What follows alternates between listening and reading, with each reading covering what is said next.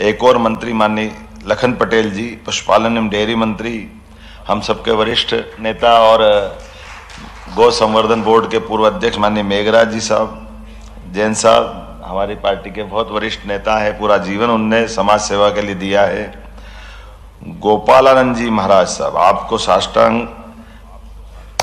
यहीं से प्रणाम कर लेता हूं। खास करके पाथाखेड़ा का तो हमने सुना था, पथमेड़ा ना, पथमेड़ा कितनी गाय है महाराज जी?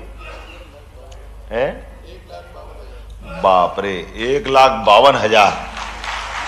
अभी इसका आंकड़ा तो बड़ा हो गया, कोई क्रॉस कर रहा है क्या? 1,52,000 ज्यादा हो गया ना? तो एक बार जोरदार तालियां बजाएं महाराज जी के लिए।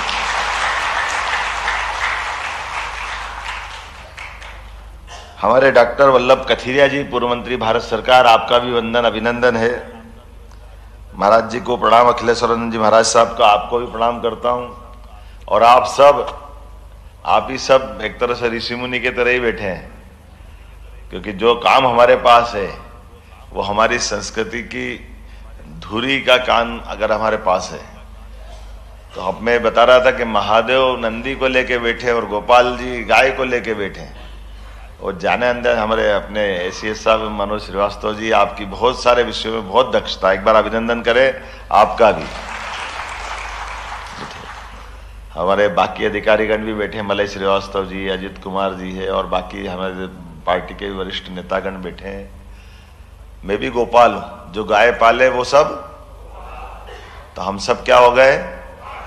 तो अब ये हमको समझना चाहिए, गाय अगर घर में है तो हम सब गोपाल हैं, और जिसके घर गाय नहीं वो काय का गोपाल? वो तो भूपाल है, पृथ्वी पे भजन है।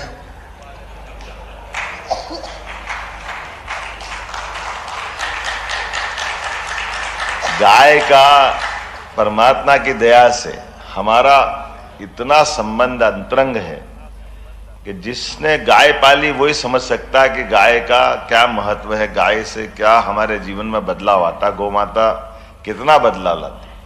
मैंने दोनों देवताओं का नाम बताया। और इसी के साथ छत्तीसगढ़ है राउंड अप के बुलेटिन में फिलहाल के लिए इतना ही। खबरों का सिलसिला ब्रेक के उस पार भी जारी रहेगा।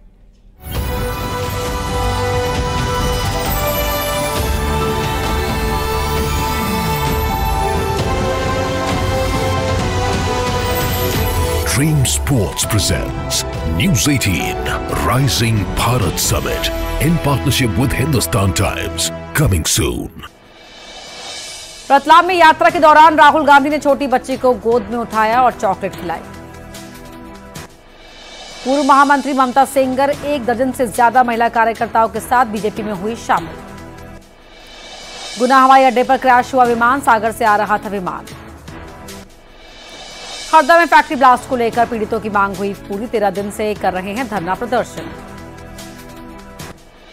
बैतूल में खेत किनारे लगी फेंसिंग की चपेट में किसान, करंट लगने से हुई मौत। ग्वालियर में एग्जाम कराने को लेकर छात्राओं का प्रदर्शन, कॉलेज से फूलबाग चौराहे तक निकाला पैदल मार्च। इंदौर में सुनील चौबे हत्याकांड का मामला गरमाया, शव के साथ परिवार ने किया चक्काजाम। अनूपपुर में इलाज नहीं मिलने पर छात्रा ने तोड़ा दम, अस्पताल में मौजूद नहीं था डॉक्टर। मुरैना में रेत माफिया पर कार्रवाई से मचा हड़कंप, 40 से ज्यादा ट्रैक्टर ट्रॉली खाली कर भागे माफिया। रीवा में नाग नागिन का अनोखा प्रेम, नागिन की मौत के बाद सड़क पर रहा नाग। कटनी में 3 साल की मासूम के साथ हैवानियत, पुलिस ने बच्ची का कराया मेडिकल, आरोपी की तलाश जारी। छिंदवाड़ा के एक कांग्रेस कार्यालय में कमेटी के सदस्यों ने ली शपथ, सांसद नकुलनाथ को दोबारा जिताने की शपथ ली। इंदौर पहुंचे कांग्रेस अध्यक्ष मल्लिकार्जुन खड़गे और केसी वेणुगोपाल। सीएम डॉक्टर मोहन यादव ने कांग्रेस पर बोला हमला, कांग्रेसियों को बताया बेशर्म। जबलपुर में बाइक पर गिरा बिजली का पोल, धू-धू कर जली बाइक। कवर्धा में सोशल मीडिया पर युवती का अश्लील वीडियो वायरल, पीड़िता की शिकायत पर आरोपी गिरफ्तार। कोंडागांव में रफ्तार का कहर, तेज रफ्तार कार पेड़ से टकराई, हादसे में बीजेपी कार्यकर्ता की मौत। अंबिकापुर से अयोध्या रवाना हुई आस्था स्पेशल, 1346 श्रद्धालु रवाना। सूरजपुर के निजी स्कूल में बच्चों से कराई गई मजदूरी, शिक्षा अधिकारी ने स्कूल को जारी किया कारण बताओ नोटिस, न्यूज 18 की खबर का असर। बिलासपुर के जेल में बंदियों की बेरहमी से पिटाई, मामले में 4 कर्मचारी निलंबित। बीजापुर में एक और बीजेपी नेता कैलाश नाग की हत्या, नक्सलियों ने धारदार हथियार से किया मर्डर। छत्तीसगढ़ में सीबीआई की एंट्री पर लगा बैन हटा सरकार, गृह विभाग ने जारी किया आदेश। दुर्ग में अभिनेता मनोज राजपूत के खिलाफ फिर शिकायत, पीड़िता ने जान से मारने की धमकी देने के लगाए आरोप। रायपुर में 13 मार्च को सीएम विष्णुदेव साय करेंगे गृह प्रवेश, तैयारियां पूरी, सीएम हाउस में सजावट। अंबिकापुर में सड़क दुर्घटना में युवक की मौत, परिजनों का हंगामा, पुलिस की गाड़ी से एक्सीडेंट का आरोप।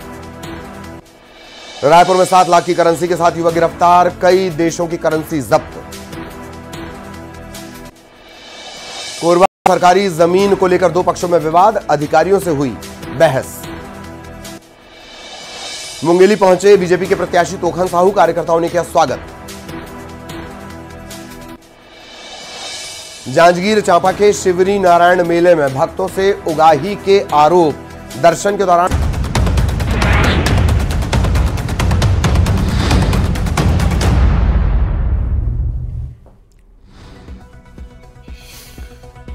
अब मथुरा में पीएम मोदी करेंगे भगवान कृष्ण का स्वागत, सीएम डॉक्टर मोहन यादव का बड़ा बयान, कहा जल्द सुलझेगा श्री कृष्ण जन्मभूमि का मामला।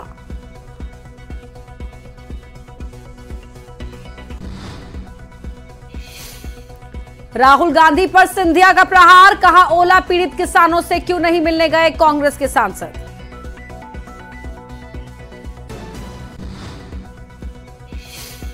राहुल गांधी को चुनाव आयोग की एडवाइजरी, पीएम मोदी पर विवादित टिप्पणी से बचने की सलाह, हाईकोर्ट के आदेश का दिया हवाला। लोकसभा चुनाव से पहले कांग्रेस को झटके पर झटका, प्रदेश कांग्रेस सचिव ममता सेंगर बीजेपी में हुई शामिल, कई कार्यकर्ताओं ने भी थामा कमल का दामन। बीजापुर में एक और बीजेपी नेता की हत्या, कोटामेटा के जंगलों में कैलाश नाग को उतारा मौत के घाट, 5 दिन में दूसरे बीजेपी लीडर का मर्डर। छत्तीसगढ़ में पुलिस विभाग में बड़ी सर्जरी, 76 अधिकारियों का ट्रांसफर, कीर्तन राठौर रायपुर ग्रामीण के बने एएसपी।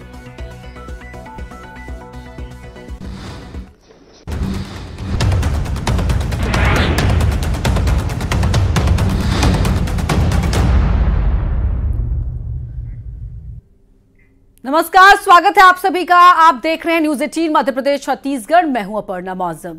चुनाव आयोग ने जारी की है एडवाइजरी, राहुल गांधी को लेकर यह एडवाइजरी जारी की है और कहा है कि पीएम पर विवादित टिप्पणी से बचने की सलाह राहुल गांधी को इस एडवाइजरी जारी करके दी गई है चुनाव आयोग की ओर से। कहा कि तथ्यों पर विचार करने के बाद ही राहुल बयान दे। हाईकोर्ट के आदेश का हवाला भी इलेक्शन कमीशन ने दिया है अपनी इस एडवाइजरी में। तो चुनाव के मद्देनजर इलेक्शन कमीशन की ओर से यह एडवाइजरी राहुल गांधी को जारी की गई है। प्रधानमंत्री पर कंट्रोवर्शियल कमेंट करने से बचने की सलाह दी है। कहा है कि पहले फैक्ट्स पर विचार कर ले, उसके बाद कोई भी स्टेटमेंट दे राहुल गांधी। और साथ ही अपनी इस एडवाइजरी में हाईकोर्ट के आदेश का हवाला भी दिया है।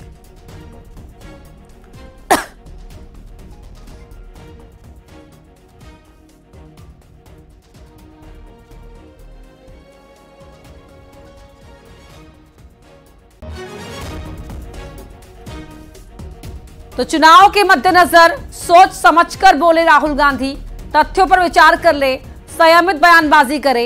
ये एडवाइजरी राहुल गांधी को चुनाव आयोग की ओर से दी गई है। साथ ही हाईकोर्ट के आदेश का हवाला भी दिया गया है। दिल्ली हाईकोर्ट के निर्देश पर चुनाव आयोग की ओर से यह कदम उठाया गया है। ये एडवाइजरी राहुल गांधी को जारी की गई है। पीएम पर विवादित टिप्पणी से बचने की सलाह इस एडवाइजरी में दी गई है। लगातार राहुल गांधी एक के बाद एक बयान दे रहे हैं। इन दिनों भारत जोड़ो न्याय यात्रा निकाल रहे हैं। मध्य प्रदेश में फिलहाल भारत जोड़ो न्याय यात्रा है और ऐसे में लगातार हो रही बयानबाजी को देखते हुए ये एडवाइजरी दी गई है।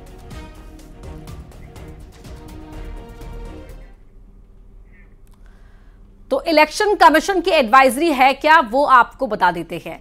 विरोधी नेताओं के खिलाफ संयमित शब्दों का इस्तेमाल करे राहुल गांधी, जुबान संभाल कर बोले राहुल गांधी। दिल्ली हाईकोर्ट के निर्देश पर इलेक्शन कमीशन ने ये एडवाइजरी जारी की है राहुल गांधी को और कहा है कि सोच समझकर बोले, तथ्यों पर विचार कर ले। राहुल की विवादित बोल क्या है वो अब आपको बता देते हैं। चौकीदार चोर है, ये कहा है राहुल गांधी ने। पीएम के लिए पनौती शब्द का इस्तेमाल कर चुके हैं राहुल गांधी और साथ ही मोदी सरनेम पर भी विवादित बोल राहुल गांधी के सुनाई दिए हैं। दूसरे विरोधियों के लिए जेब कतरा जैसे शब्दों का इस्तेमाल भी राहुल गांधी कर चुके हैं और इसीलिए उनके एक के बाद एक इस तरह की टिप्पणियों को देखते हुए इलेक्शन कमीशन को यह एडवाइजरी जारी करनी पड़ी है। बढ़ते हैं आगे, बात छत्तीसगढ़ कांग्रेस की कर लेते हैं। छत्तीसगढ़ के लिए कांग्रेस स्क्रीनिंग कमेटी में नाम तय कर लिए गए हैं। राजनांदगांव से भूपेश बघेल का नाम है, बिलासपुर से टीएस सिंहदेव का नाम है, बस्तर से प्रदेश कांग्रेस अध्यक्ष दीपक बैज का नाम है, कोरबा से ज्योत्सना महंत के नाम पर भी लगभग मुहर लगनी तय माना जा रहा है। दुर्ग से ताम्रध्वज साहू का नाम सामने आ रहा है, रायपुर से विकास उपाध्याय और जांजगीर चांपा से शिव डहरिया का नाम सामने आ रहा है। तो स्क्रीनिंग कमेटी में ये संभावित नाम है। सीईसी की बैठक 7 तारीख को होनी है, उसके बाद कभी भी ऐलान हो सकता है। माना यह जा रहा है कि छत्तीसगढ़ के लिए सभी 11 की 11 सीटों पर एक साथ कांग्रेस उम्मीदवार उतार सकती है। बड़े चेहरे ताकि कार्यकर्ताओं का मनोबल बढ़ा रहे। पूर्व सीएम भूपेश बघेल का नाम है। कोरबा से ज्योत्सना महंत जो स्थानीय सांसद अभी है वर्तमान में, उनके नाम को रिपीट कर सकती है कांग्रेस।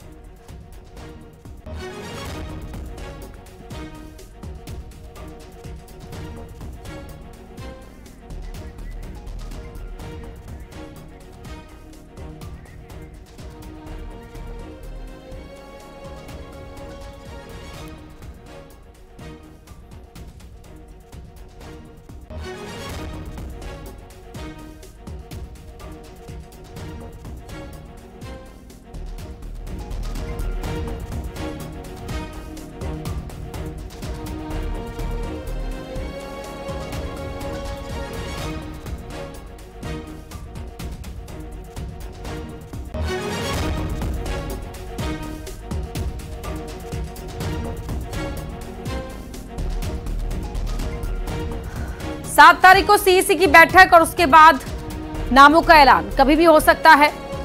छत्तीसगढ़ के लिए सभी 11 की 11 सीटों पर कांग्रेस अपने प्रत्याशियों के नाम का ऐलान कर सकती है। कौन कौन संभावित नाम है वो हम आपको लगातार बता रहे हैं, दिखा भी रहे हैं टीवी स्क्रीन पर। रायपुर से विकास उपाध्याय, जांजगीर चांपा से शिव डहरिया, दुर्ग से ताम्रध्वज साहू।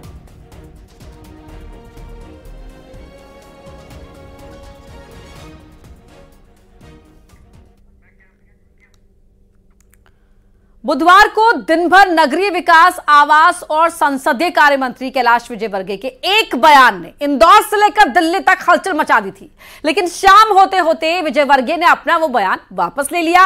कहा कि वो तो मजाक कर रहे थे। ब्रिलियंट कन्वेंशन सेंटर में शक्तिवंदन कार्यक्रम में बोलते हुए कैलाश विजयवर्गीय ने कहा था कि मुझे उड़ते हुए खबर मिली है कि इंदौर शंकर लालवानी का टिकट इसलिए कटा है क्योंकि किसी महिला को दिया जाना है, लेकिन शाम होते होते उन्होंने ये कहा कि वो तो मजाक कर रहे हैं। लोकसभा लड़ेगी तो फिर क्या करेंगे जयपाल जी?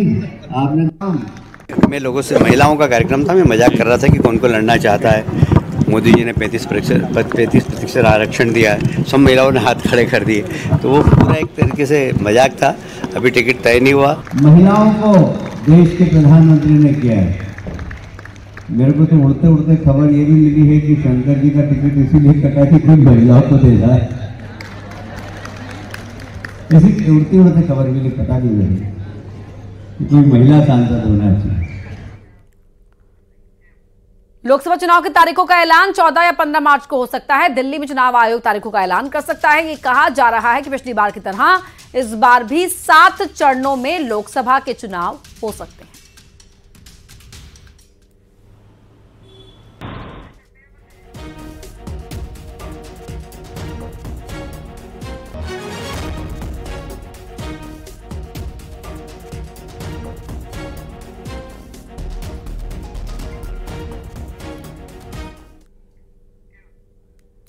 बाजी सियासत की है, चुनाव की रणभेरी बजने वाली है और जो योद्धा हैं वो तैयार हैं। 14 या 15 मार्च को लोकसभा चुनाव का ऐलान संभव माना जा रहा है। चुनाव आयोग प्रेस कॉन्फ्रेंस करके बता देगा कि क्या किन किन तारीखों को इलेक्शन होना है।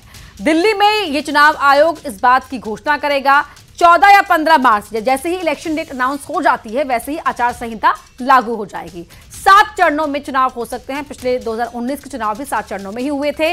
आयोग की टीम राज्य के दौरे पर है, चुनाव की तैयारियों का जायजा ले रही है, आकलन कर रही है और जैसे ही तैयारियां मुकम्मल मानी जाएंगी वैसे ही डेट अनाउंस हो जाएगी। 13 मार्च को आयोग की टीम का दौरा खत्म होना है, तो यानी कि 14 या 15 को इलेक्शन अनाउंस हो जाएंगे। 7 चरणों में चुनाव होने हैं। 90 करोड़ वोटर्स ने हिस्सा लिया था। 2019 वर्सेस 2024 की बात बता रहे हैं। 2019 में 7 चरणों में चुनाव हुए थे, 24 में भी 7 चरणों में चुनाव संभव है। 19 में 90 करोड़ वोटर्स ने हिस्सा लिया था। 2024 में 96.8 करोड़ वोटर्स शामिल होंगे। 2019 में 11 अप्रैल को हुई थी पहले फेज की वोटिंग और 2024 में अप्रैल के दूसरे हफ्ते में फर्स्ट फेज संभव माना जा रहा है। 23 मई को 2019 में नतीजों का ऐलान हुआ था। 2024 की बात करें तो मई के अंत तक रिजल्ट सामने आ सकता है, माना जा रहा है। मध्य प्रदेश में लोकसभा चुनाव को लेकर कई सियासी समीकरण बदल गए हैं। कल तक जो विरोध में थे वो आज पक्ष में आकर खड़े हो गए हैं। कैसे, ही रिपोर्ट देखिए। कहते हैं सियासत में कुछ भी स्थायी नहीं होता। एमपी की कई सीटों पर यह बात सही साबित होती है। लोकसभा चुनाव की बात की जाए तो कई सीटों पर कल तक विरोध करने वाले अब पक्ष में झंडा उठाकर चलते दिखेंगे। मसलन गुना से सिंधिया को बीजेपी का टिकट, केपी यादव सिंधिया के लिए करेंगे काम। राजगढ़ में रोडमल नागर बीजेपी प्रत्याशी, मोना सुस्तानी ने रोडमल के खिलाफ लड़ा था चुनाव। मोना सुस्तानी अब बीजेपी में शामिल। रीवा से जनार्दन मिश्र बीजेपी प्रत्याशी, सिद्धार्थ तिवारी जनार्दन मिश्र का करेंगे प्रचार। कांग्रेस नेता श्रीनिवास तिवारी के बेटे हैं सिद्धार्थ तिवारी बीजेपी के विधायक हैं। उधर नेताओं के पाला बदलने और भूमिका बदलने का बीजेपी ने बचाव किया। बीजेपी का कहना है कि नेता विचारधारा से जुड़ते हैं और पार्टी में कार्यकर्ताओं की भूमिका बदलती रहती है। देखिए, भारतीय जनता पार्टी कार्यकर्ता आधारित राजनीतिक दल है और कार्यकर्ता की भूमिकाएं बदलती रहती हैं। कल कोई और भूमिका, आज कोई और भूमिका और कल फिर कोई नई भूमिका। तो ये तो कब, कहां, किस कार्यकर्ता को कौन सी भूमिका संगठन तय कर दे, तो ये बिल्कुल अलग बात है। और मध्य प्रदेश में ही नहीं, पूरे देश में कार्यकर्ताओं की भूमिकाएं बदलती रहती हैं। मूल रूप से वो कार्यकर्ता ईमानदारी से अपनी भूमिका निभाता भी है। वहीं कांग्रेस बीजेपी की बात से इत्तेफाक नहीं रखती। कांग्रेस का कहना है कि कल तक जो खिलाफ खड़े थे, जब वो जनता के बीच उतरेंगे तो जनता इस बात को हजम कैसे करेगी। नुकसान होगा बीजेपी को, कार्यकर्ताओं ने देखना नहीं चाहता है। जिन्होंने बीजेपी कार्यकर्ताओं का अधिकार मारे हैं, उनके हित को खत्म किया है, तो ऐसे लोग जो पहले बीजेपी के विरोध में वोट मांगते थे, आज बीजेपी के पक्ष में किस मुंह से जाके वोट मांगेंगे, ये बड़ा सवाल है। जनता इस मौका परिस्थिति को, इस सौदेबाजी को अच्छे से समझ रही है, अच्छे से पहचानती है। कोई नुकसान नहीं होने वाला है। हाँ, अगर कोई व्यक्ति सरकार में बीजेपी के रहा हो और बीजेपी छोड़ के वो प्रचार कर रहा हो और बीजेपी की नाकामियों को सामने ला रहा है, समझ में आता है सरकार की। सियासत में नेताओं का पाला बदलने की कहानी नई नहीं बल्कि पुरानी है। कई बार जनता को ये रास आता है तो कई बार नहीं भी। हालांकि पाला बदलने और भूमिका बदलने वाले नेता भी नफे और नुकसान का आकलन करते हैं। कुल मिलाकर इस बार लोकसभा चुनाव में कुछ सीटों पर मुकाबला और कुछ तस्वीरें दिलचस्प होने वाली हैं। Bureau report, news 18। और अब बड़ी खबर।